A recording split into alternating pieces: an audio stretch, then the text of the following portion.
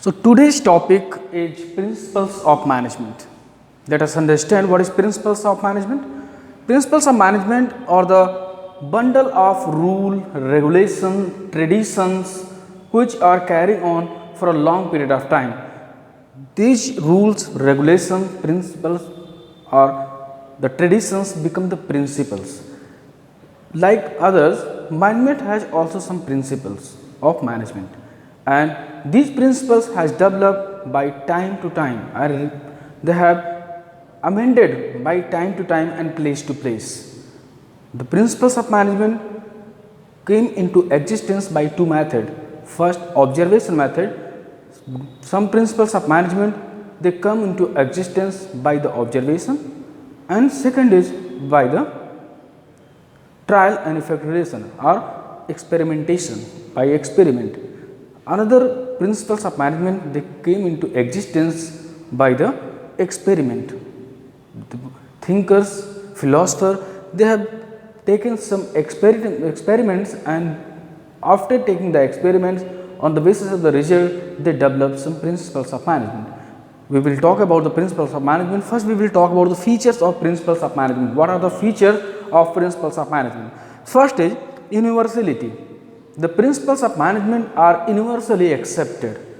The principles of management are accepted universally means the principles of management are executed or applied in profit making organization as well as non-profit making organization, as well as in India, as well as in America or any other country.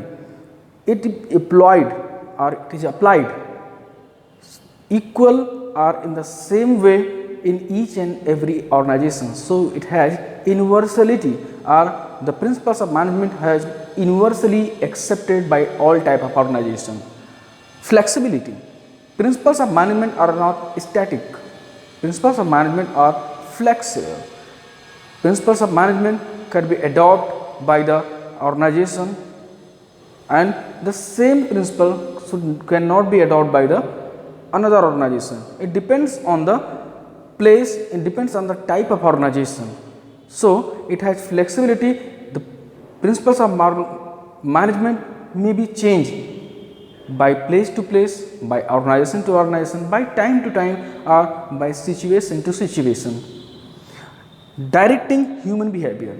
The principles of management are the principles which direct the human behavior. It provides the way of the human behavior, means how the human behavior should be employed or directed to achieve the goal of organization.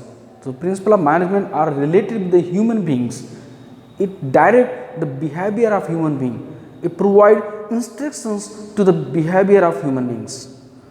Cause and effect relation. Cause and effect relation is the one of the feature of the principles of management. As I have told you, the principles of management has developed by two ways, by observation and by experiment. The principles which are come into existence, they have some cause and effect relation. Firstly, the thinkers, philosophers like W. Taylor, like Foyle, they have observed, they have put some experiment, and they come to know about the effect on the cause behind that, means the reason behind the effect of the way of the functioning. So principles of management have made with the relation of cause and its effect, means the reason and its effect. Equal importance. Principles of management are equally important. All the principles of management are equally important. We cannot say this principle is main and that principle is not main. Means this principle is important and that principle is not important. All the principles of management are equally important. Relative principle. As I have told you, the principles of management are flexible, so it is also relative. The same principle of management may be applied in one organization and it may not be applied in another organization. Principle of management may get changed, some changes with the organization to organization, place to place and situation to situation, means the principles of management are relative. it may be changed, it may be adjust, it may be amended by the situation, by the organization. Scientific management, if we talk about scientific management is firstly introduced by Frederick Winslow Taylor, F.W. Taylor. He introduced scientific management, means he has told that scientific management is a type of management where the person must exactly know that what he want to done by the another person, and overseeing that the work is going on the same way, whether not in the same way.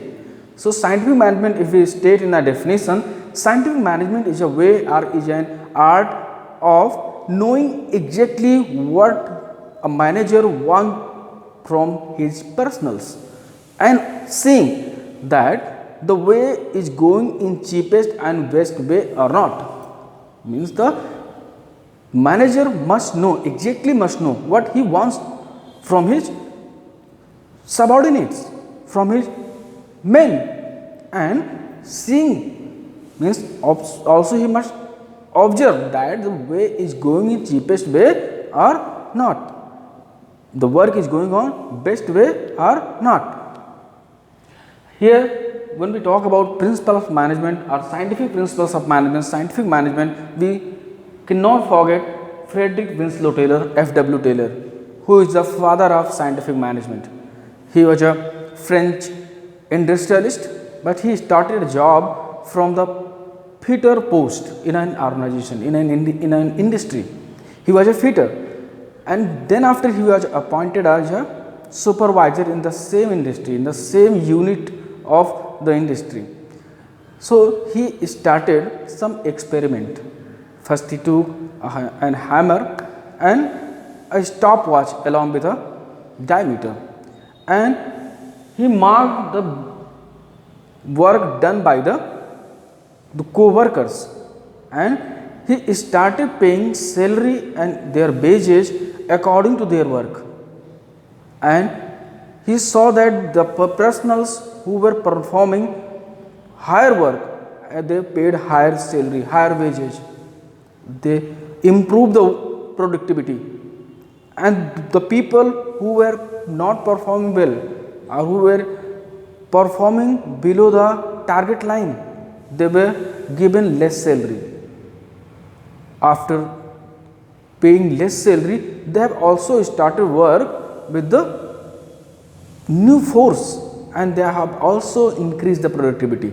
So from there he learned that if the person, and if we are talk about today's the remuneration system which today whole the world has adopted, that is given by Frederick Winslow Taylor, and the same experiment has proved that less payment to the person who is performing less will improve his work, and higher performance people, if they get higher salary, higher remuneration, then they will do their work with more morale.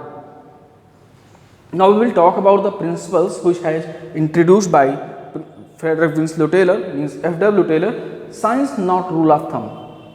He has said the goal, the things must be scientifically defined first.